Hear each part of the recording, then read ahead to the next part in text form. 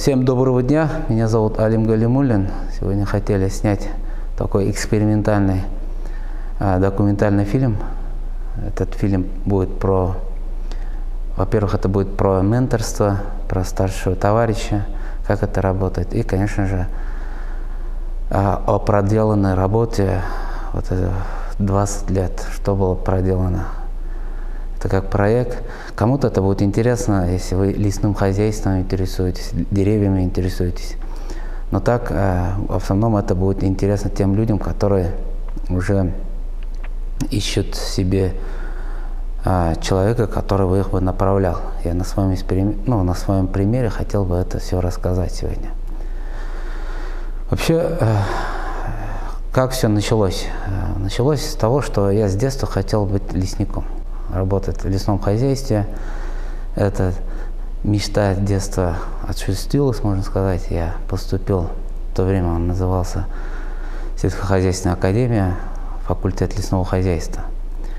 И в Казани начал уже из деревни, переехал в город и начал учиться. Один из самых ярких моментов своего учебного периода, я бы хотел сказать, знакомство с профессором Газиуллиным Ахмолла Хадеевичем.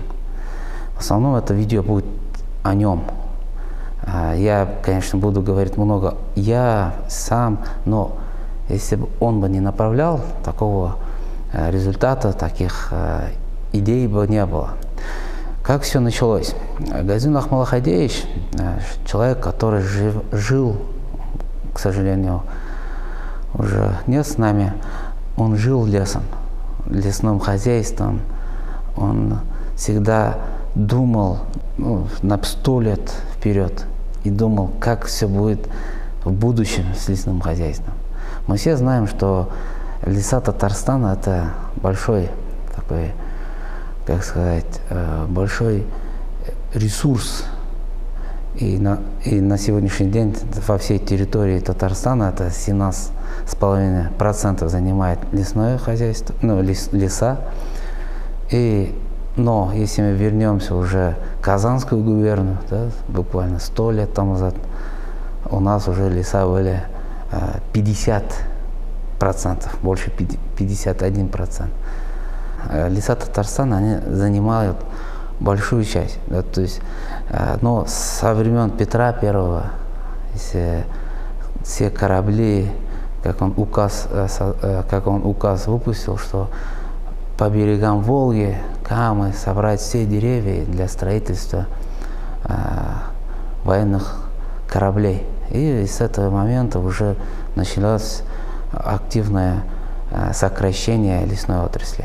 Это не для того, что я не говорю, что это плохо, да, это цивилизация растет, и, конечно же, первое повлияло это у нас уже строительство вот этих кораблей, да, большие дубы такие были.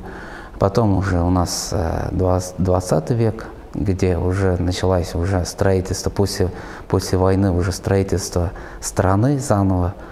И тут в Татарстане за вот этот короткий срок, за 100 лет, для человеческого 100 лет это не такой уж и большой, построили на Волге гидростанции, да, когда уже Волга, вот эта территория Волги, она уже расширялась из-за строительства гидростанции. 8 гидростанций, не в Татарстане, а полной по длине Волги. И большая часть леса тогда пропала. Мы знаем, что сейчас набережные Челны, Альметьевск, Нижнекамск, они находятся прям густой лес там был. И вот эта цивилизация уже начала сокращать территорию леса. Но что хочу сказать, раньше, если у нас были такие хорошие, стройные леса, с которых строились корабли, сейчас у нас в основном 20% это занимает осина, потом береза, но хвойные деревья, там сосна, ель, она занимает где-то 17% только от всей территории Татарстана. И в основном это северная часть. Почему я про это говорю? И Ахмадулла Хадеевич в то время, когда мы с ним познакомились, он начал меня вербовать, можно сказать, что надо работать над лесом, чтобы будущему поколению больше лесов было и здорового леса было.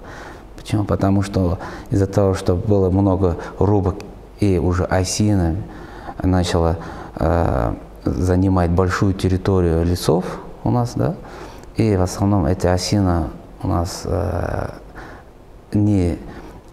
это второсортный считается, да, не первосортный лес, и из-за того, что сердцевинная гниль, его не могли использовать для строительства, для каких-то промышленных целей. И что получилось? Ахмадулла Хадеевич меня зовет один день. Это был 2003 год. 2003. Представляете, в 2003 году он меня приглашает и говорит: Алим, говорит, вот у меня такая идея работать уже не осиной, там, не с диплоидом, а триплоидной осиной. Что это значит? Если мы посмотрим человечество, мы же все знаем, кто такой Эйнштейн, да, кто такой там Илон Маск. Среди большого количества людей выделяется один человек, который он другой. В лесном хозяйстве то же самое. И когда начали изучать леса Татарстана, мы понимали, что есть среди осинников такой мутированный сорт. Ну, я говорю, что это мутированный, потому что если у обычных осин это 2 пары хромосом, а у этих появилось 3 пары хромосом. Его называют осина триплоидной. Он мне все это рассказал, вот масштабно все про Волгу, про сталинские проекты, про этот. И потом закончил, вот, говорит, находить надо вот триплоидную осину и его размножать. И вопрос возник, мы начали литературу изучать, я проникся, создали научный кружок. Ну, до этого мы еще занимались дубом черещатым. Потом это все остановили и начали сразу уже заниматься осиной триплоидной. И что мы изучаем по литературе, что размножать, ну вот, например, представляете, лес, и мы среди него, там, заходите в лес, и там миллион деревьев. И один из них такой здоровый, быстрорастущий, такой триплоидной формы осина. Его же надо размножить, клонировать. А клонирование нам дает только лабораторным способом. Это микроклональное черенкование инвитро. И в то время, в 2003 году, мы говорим, что такое лаборатория? Ну, для меня это только недавно студент, ну, я студент, из деревни приехал, в комбайне работал, и тут еще, говорит, лаборатория. Что такое лаборатория? И Ахмадулла Хадеевич начал меня так, как старший товарищ, объяснять, что для того, чтобы достичь через 20 лет результата, нам надо изучить, что такое лаборатория. И я говорю, ну ладно, давайте, я говорю, пойду там, в университет и там буду смотреть. Он говорит, нет, Алим, давай масштабно брать. Он говорит, тебе надо за границу. Да, первая поездка у нас в 2004 году в Англию у меня была по направлению, там, Ахмадулла Хадеевич, он меня там направлял, говорит, там английский выучи, посмотри, как я лаборатория. Первый вообще не получилось, в Англию попал, ну, там в итоге ничего связанного не было. Но уже цель стояла, как создать лабораторию. Вот как создать студенту лабораторию. В 2006 году я уже заканчивал университет. Я понимаю, что такие технологии на Западе, это в основном в Соединенных Штатах Америки. И я начинаю уже с 4-го курса писать во все университеты Америки мотивационное такое письмо, чтобы меня приняли туда на... Ну, просто вот начинаю писать. Там ничего не говорил Ахмадулла Хадеевич, да, иди в этот университет. И он поставил задачу, тебе надо понять, что такое лаборатория. И в итоге я пишу письмо, в то время интернета же нет, письмо отправляешь через почту, и тебе приходит через, там, через полгода такой отказ. Я заканчиваю в 2006 году уже академию, получаю красный диплом, направление в аспирантуру, но у меня всегда мечта была с детства поработать лесником. И вот он осуществился. Я приезжаю в Сабинский лесхоз, говорю, я хочу на работу к вам устроиться, пока я говорю, никуда за границу обучаться не получается. И мне предложили должность лесника с красным дипломом, знанием английского. Я иду опять же Ахмалу Хадеевичу, говорю, мне только предложили должность лесника. И Ахмал Хадеевич говорит, конечно, соглашайся. Большего опыта ты нигде не получишь. И вот я устроился на работу, это где Куркачи, в Высокогорском районе, там есть такая деревня Татурмат называется, маленький, и там мне вот обход дали, я там начал лесником работать. Это очень тяжелая работа. Я продолжал писать письма в Америку. И один из дней мне приходит из московского уже, из Министерства образования, это отдел вот такой, Альянс что-то там назывался, они говорят, а вы можете поехать в Америку учиться. И все, я говорю, все, Ахмалу Хадеевичу опять иду, он как мой старший товарищ, с ним все согласовываю. Вот здесь надо улавливать, что как работать со своим ментором, да, то есть вот я бы хотел объяснить. Он говорит, конечно, давай, все, за 2 недели я собираю чемодан, увольняюсь, родители берут к суду, потому что дорогу надо же оплатить. Я, короче, покупаем на это, взять из суда страховку и билеты и улетаю в Америку. В Америку я попадаю уже в ландшафтное направление, изучение деревьев. Что помогло, да, то есть я там сразу проявился, можно сказать, в американском университете тем, что Ахмалу Хадеевич всегда, когда с ним гуляли в лесу, он показывал на дерево, что за дерево, там он скажет, что это ель, латынь какой-то, или что это? Это вот сосна, латынь, там, Pinus sylvestris, ну вот так. И он меня, если ты что-то не узнал и не сказал на латыни, он тебя двухчасовой такой доклад, почему я вот такой плохой, и я не знаю это, почему я не уделяю на этом времени. Да? И это мне помогло, то есть я в Америку приехал, уже на латыни общаюсь. И еще, надо же вспомнить, еще во время студенческое время я работал еще в пригородном лесхозе, тоже там Мусин Харис Ганитинович тогда директором был, и с ним мы ездили. Но надо тоже дать должное, что он меня тогда понял и направил работать с такими выдающими профессорами, там, Краснобаева, Ведерников. Мы опытные площади строили, ну, на территории пригородного лесхоза. И что касается в Америке я сейчас начал учиться. Основная цель в Америке не было, чтобы я попал в Америку и все, там буду учиться, получить. Нет, мне надо было попасть именно в лаборатории, поработать, что это такое, понять. Я начинаю... по учебной визе ты можешь только работать в рамках университета, ты не можешь там доставщиком работать. И я начинаю ходить там в университете, проситься во все двери, возьмите меня лаборанта, возьмите меня лаборанта. И в итоге добился своего, я начал работать в лаборатории. Вот надо понимать, что такое лаборатория. Лаборатория это, первое, это системность, когда ты работаешь в лаборатории, да, это что я там освоил, это вот фундамент у меня, системность, стерильность, и делать план, как там написано. Не отходить направо, налево, тебе вот дают план, ты его должен делать. Да, иногда кажется, он же не получается с первого раза, ты прям делаешь и учет ведешь. И вот эту основу я там взял. И все, я пишу Ахмалу Хадеевич, все, я говорю, в лаборатории работаю. Ну, вот лаборатория, конечно, была не про осины, а лаборатория была по кукурузам. Мы из листьев кукурузы пытались получить там алкоголь, ну, вот спирт, этиловый спирт. И потом меня говорят, оставайтесь в Америке, продолжайте свой PhD. Ну, я говорю, да нет, вы что, мне надо домой приехать, Татарстан, надо размножать осины триплоидные. Представляете, вот ментор как влияет на твой мозг, вот это надо отслеживать. Я приезжаю обратно, через 2 года я учился, прям лекции, там подтянул очень хорошо свой английский, уже прям хорошо понимал, что такое лаборатория, приехал в Россию. Но в России я женился, потом но сразу не получилось начать работать там, в рамках осиной триплоидной.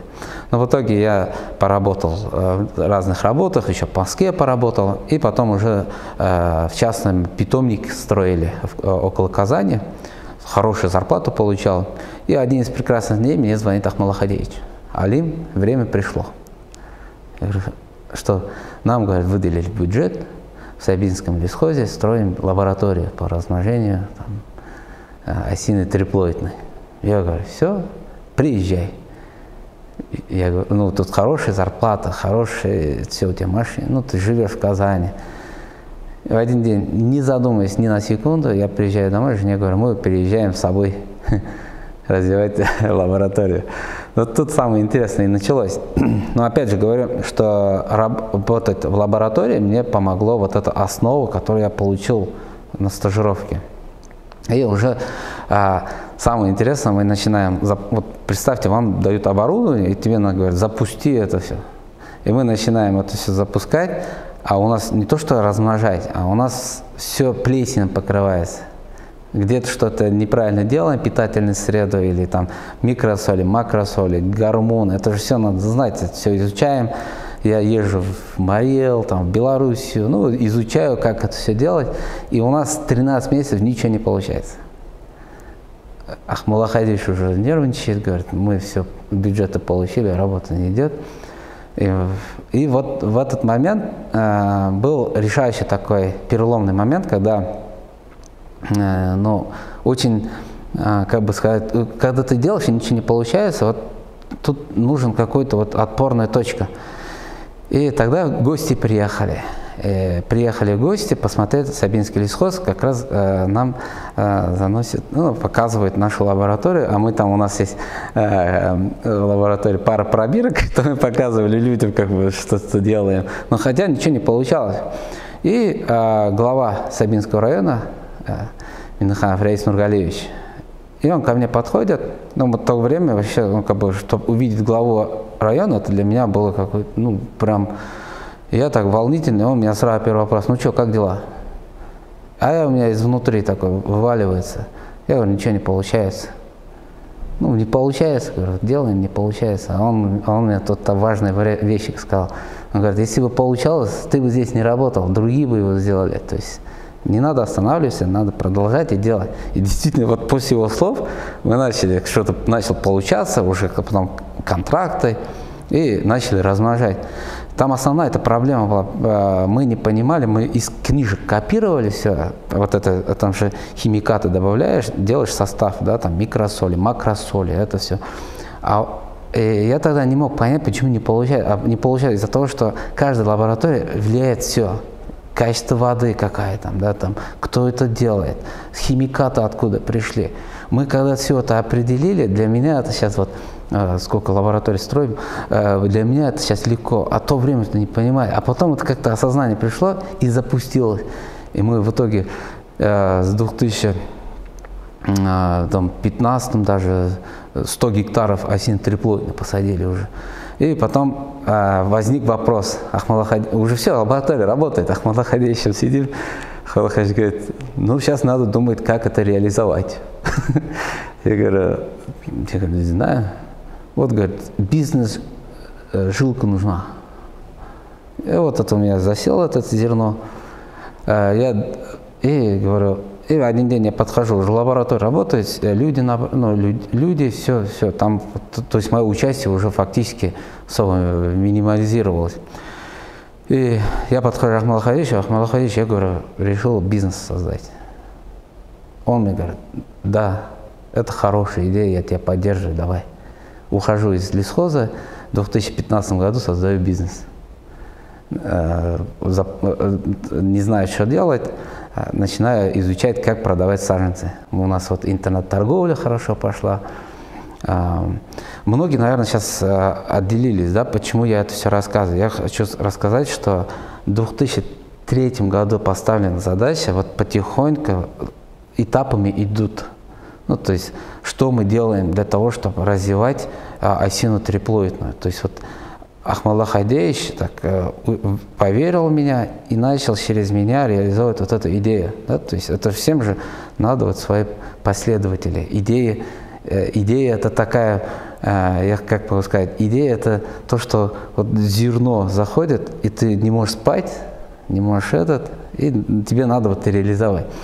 И в итоге у нас уже те плантации, которые в 2015, уже, ну, 2016, ну, 2014, 2015, 2016, которые посадили, уже огромнейшие. Вот мы сейчас покажем это все. Как раз таки мы сейчас находимся на одном из площадок триплоидной осины, который был посажен в 2010 один. Вот Гайзулла Ахмалла Хайдеевич, профессор. 2 опытных участка здесь. В 2010 году было посажено с расстоянием 4 на 4 и в 2013 году. Вот сейчас даже если фотографии вот здесь выходят при посадке. Я был маленький, да, и деревья были маленькие, а сейчас и деревья большие, и я стал побольше. Здесь видите, фактически получается этим деревьям сейчас 11 лет, 11-12 лет. Мы сейчас, видите, этих же поросли появляются. Прям. Это вот триплоидная осина. Здесь можно, видите.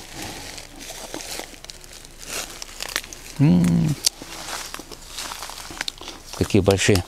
Уже еще через 10 лет они уже будут огромные, спелые.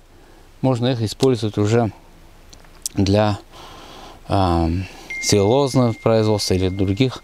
Вот если здесь посмотреть, видите, как ровно. Недавно только как будто сажали, а уже такой лес образовался. Это вот, видите, здесь живой напочвенный покров уже образовывается. Монокультура. Монокультура. Там еще, если идем, там разные клоны. Также здесь собраны клоны триплоидной осины латвийские, белорусские и из других мест. Это как у нас учебная, опытная площадка.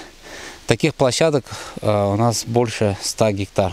Ну, если сравнить уже с другими посадками, сейчас по углеродной тематике уже там миллионы посажено триплоидной осины в Татарстане. Вот так. Вот еще раз повторяю, к чему приводит начало идеи, и когда ты видишь этот результат, это прям радость на душе. Вот.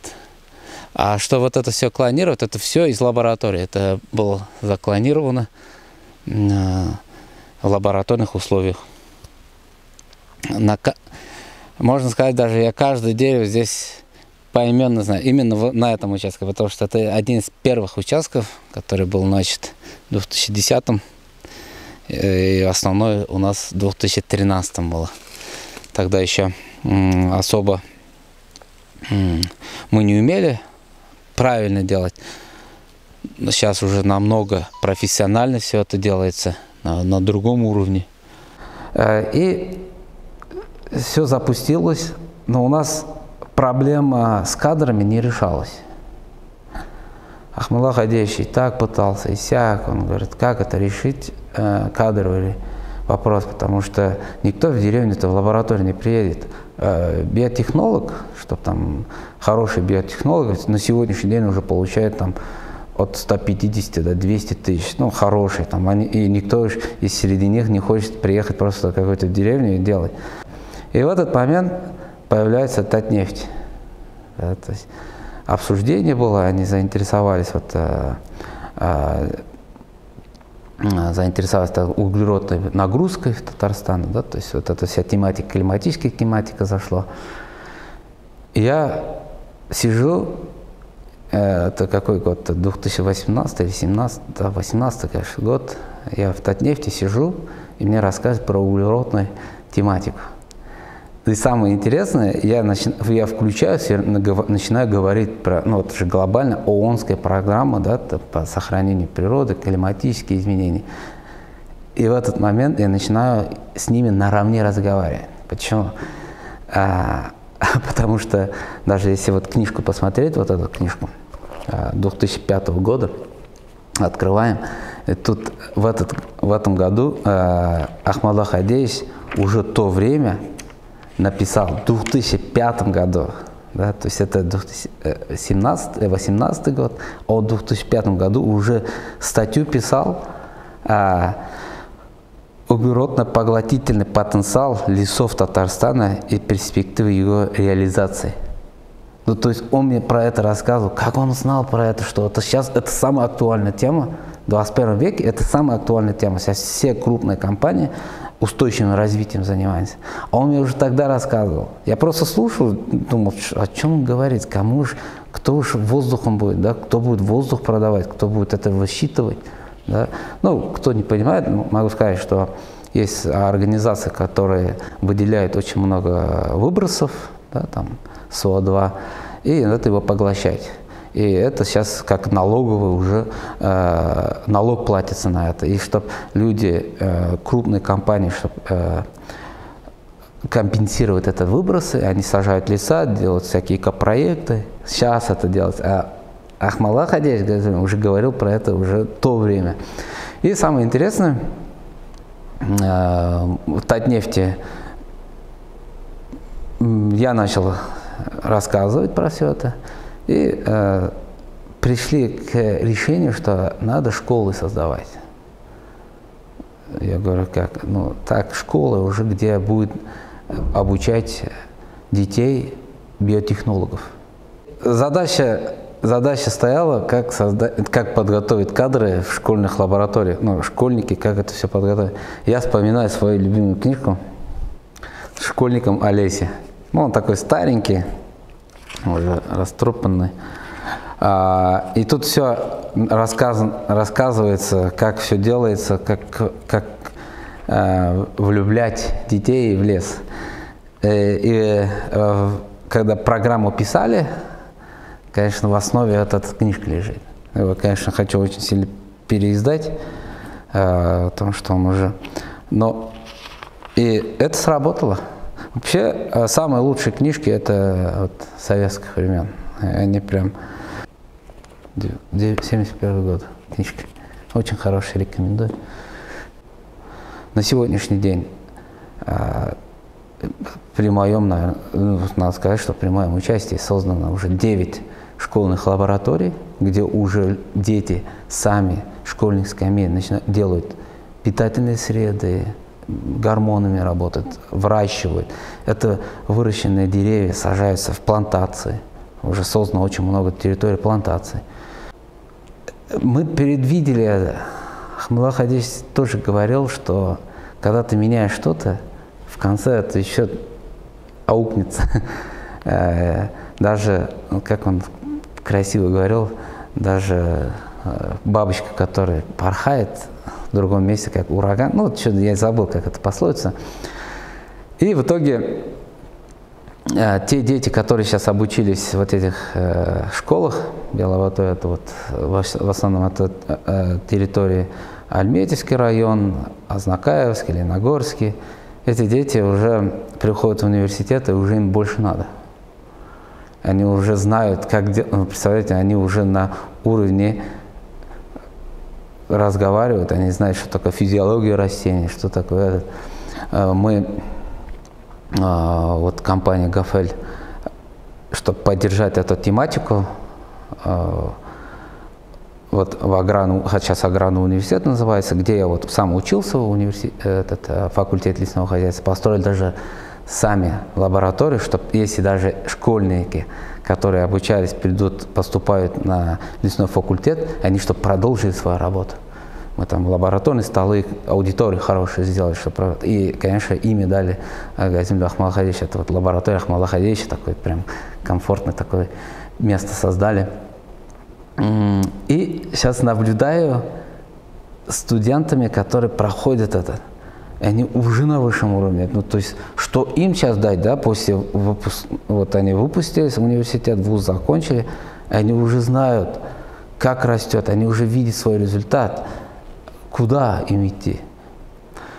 И основной вопрос возник сейчас. те плантации, которые мы посадили, что с ними дальше делать? Да? Почему я, опять же, я вернусь, хочу всегда акцентировать внимание, что, почему я это рассказываю.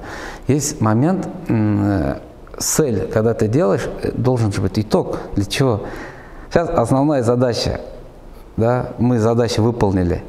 Находить эти триплоидные, вот эти деревья, эксклюзивные, надо сказать, или элитные.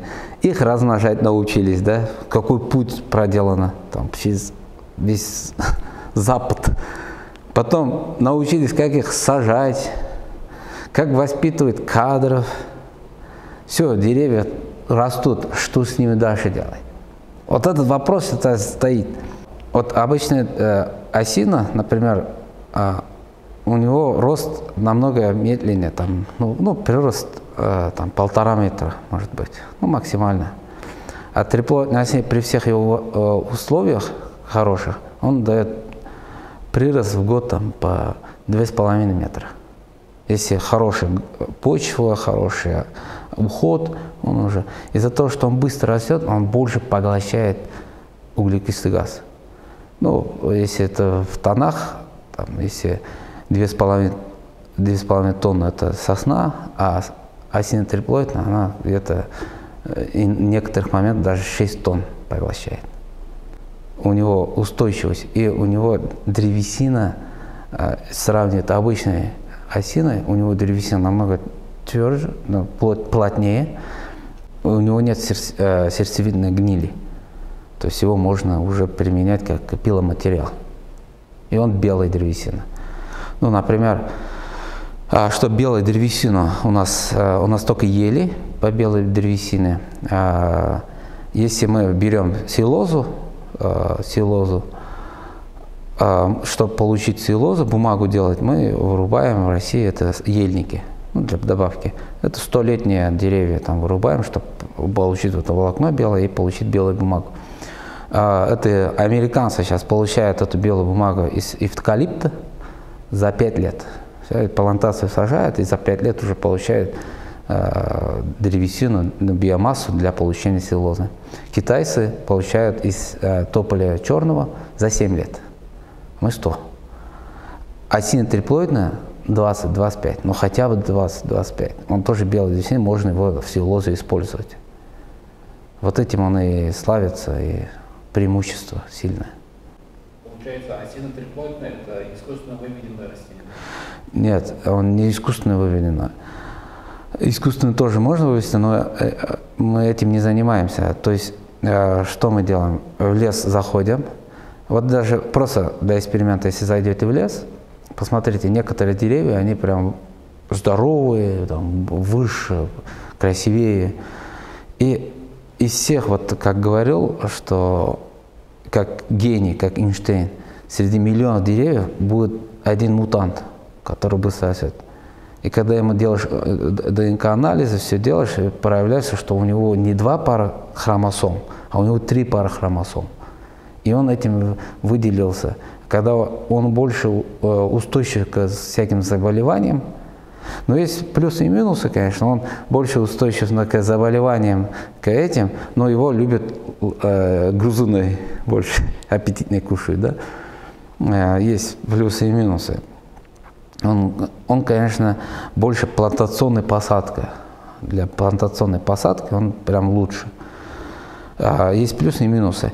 И то, что мы его находим в лесу, вот представьте, в лес заходишь, и ты по пробной площади закладываешь, и видишь, что это дерево здоровое, чем другие, там, выше. Даже видите же, наверное, на фотографии, просто посмотрите, откройте фотографии лес, напишите, и вам сверху лес покажет. И некоторые деревья выше, чем другие. И многие сейчас говорят, да, почему ты там изучаешь разные языки. Ну, не так почему, а больше говорят, ты же английский знаешь, зачем тебе китайский вообще, да? Я начал изучать китайский, опять же, в рамках этого проекта. Почему? Я, наверное, уверенности такого нет, что я там, может и есть сейчас, потому что в неделю 3 раза занимаюсь китайским, наверное, есть уверенность в том, что, наверное, я буду говорить, ну, уже чуть-чуть разговариваю на китайском, но в основном изучение китайского языка – это изучение культуры Китая. Почему Китай? Потому что китайцы на сегодняшний день, мы осенний триплоидный выращиваем, они выращивают сейчас топель черный. И они все делают из этого топель черный. И поддоны, и кушают, и какие-то пиролизные заводы, все делают. Как они все делают, да? Я же не могу сейчас поехать в Китай и начинать обсуждать. Это не мой путь. Потому что пока ты не понимаешь культуру этого народа, ты не можешь на уровне разговаривать. Они просто тебя будут воспринимать как клиента, как это. А чтобы внутрь войти, чтобы получить хорошие знания оттуда, это надо изучать. Коротко скажу, что такое китайский язык. Китайский язык – это в основном другая совсем культура. Для китайца начать тебе доверять, чтобы он делился с тобой информацией, чтобы он с тобой разговаривал, это совсем другое общение должно быть. Это общение больше через семью даже, могу сказать, потому что у них развиты очень ценности в семье. Да? То есть если ты сразу же начинаешь про бизнес говорить, он с тобой в жизни не будет разговаривать. Но что я понимаю, это мое понимание, может я ошибаюсь, да, это то, что я сейчас с января начал китайский изучать, культуру. Что я могу сказать про китайца? Китаец – это человек, который с тобой начинает работать, если он видит, что ты семьянин, что он видит, что ты дорожишь своей предками, потому что каждый китаец знает 2000 лет своей истории. Каждый китаец. Это для них это 3 царства, это просто какая-то Библия. Да? То есть, и пока ты это не поймешь, ты с ними не будешь наравне разговаривать. Ну, как Кыргызстан, да? Кыргызы тоже. Кыргыз с тобой начнет нормально разговаривать, если ты с ним на лошади в горы поднимешься. Вообще, когда начали создавать плантации, возможность съездить в европейские питомники, как они выращивают плантации. И я там видел, как, чтобы не косить траву, они запускают туда барашек. И барашки бегают, они естественным путем уже и удобряют, и все чистенько держат. И поэтому вот сейчас я тоже взял барашек, я многих фермерам разговаривал, говорю, давайте дадите мне своих барашек, чтобы я запустил их в плантации.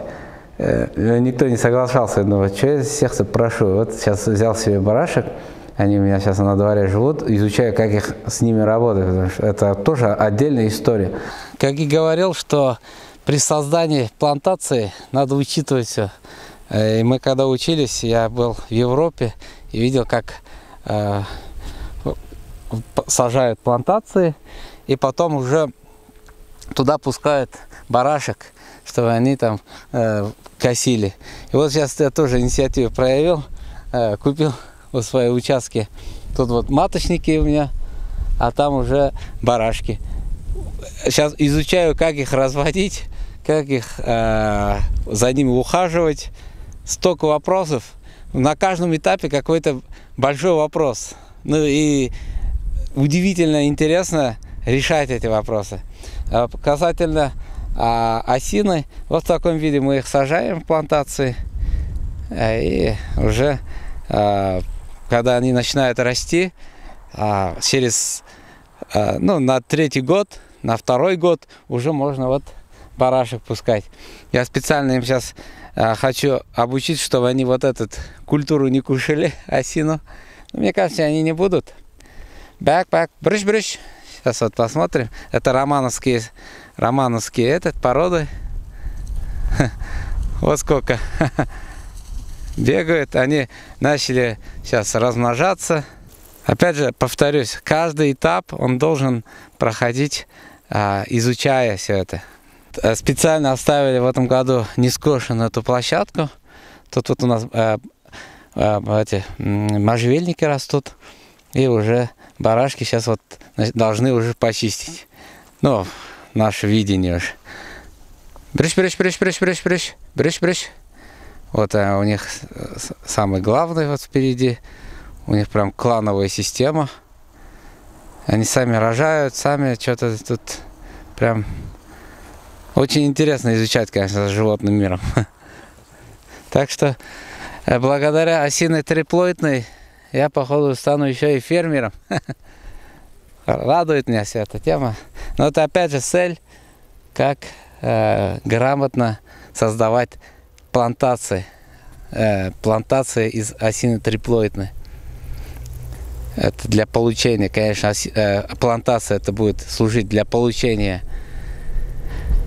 деловой древесины, и второй уже по поглощению углекислого газа для углеродной тематики, тоже интересно.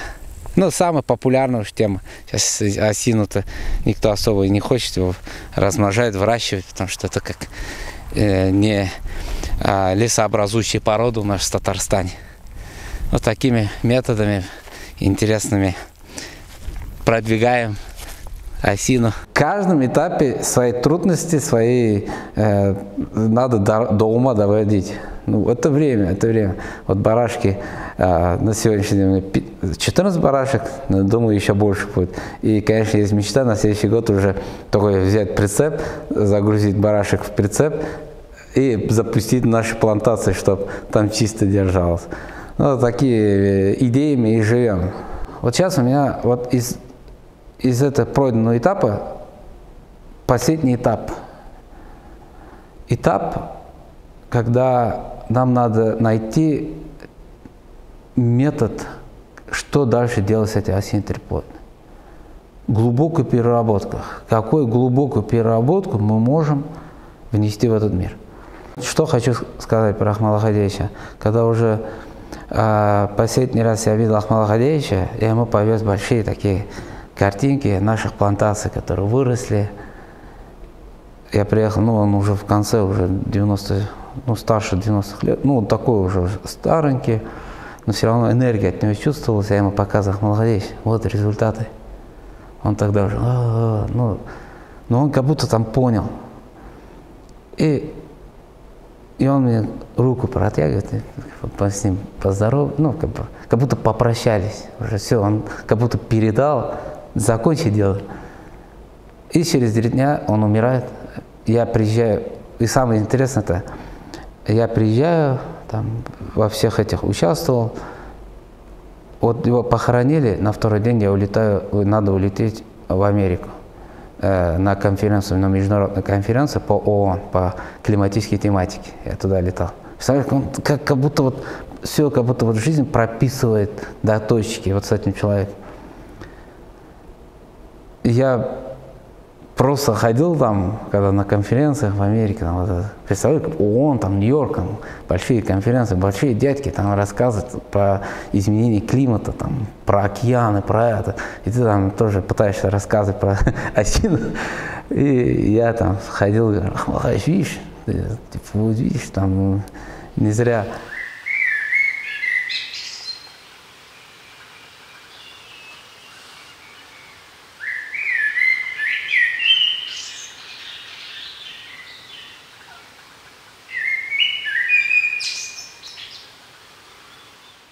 Конечно, лес – это не для нас. То, что мы оставим, какой-то лесной массив, это, может, мы здесь того не видим, да?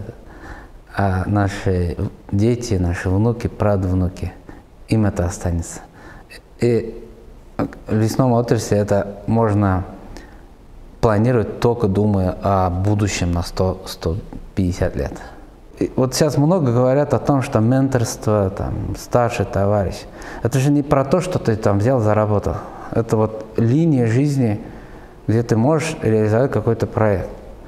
В лесном хозяйстве это вообще проект. То, что мы сегодня сажаем, делаем, мы результат получим только через 50-100 лет, 150. Правильно мы делаем, неправильно, да?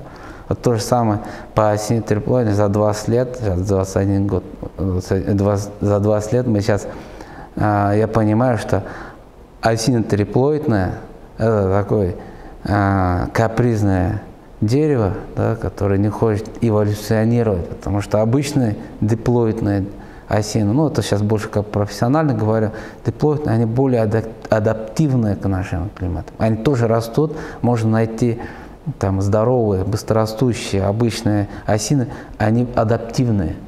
Когда сажаешь их, они адаптируются как-то, они размножаются, у них цель жить. А вот осиный триплоид, тебе надо леять, там, нашел, клонировал, вырастил. А что дальше? Вот этот вопрос сейчас, вот этот документальный фильм я бы хотел закончить на том ноте. А что дальше? Что дальше? Как можно закончить проект? Глубокая переработка. Может, кто-то знает, как можно глубоко переработать осиный триплоид, даже до корней. Если есть кто-то интересно кому-то, я готов и открыт к диалогу. Но я вот за короткое время рассказал 20 лет своей жизни. Что вы от этого видео получите? Надеюсь, что-то позитивное, интересное. Всем спасибо.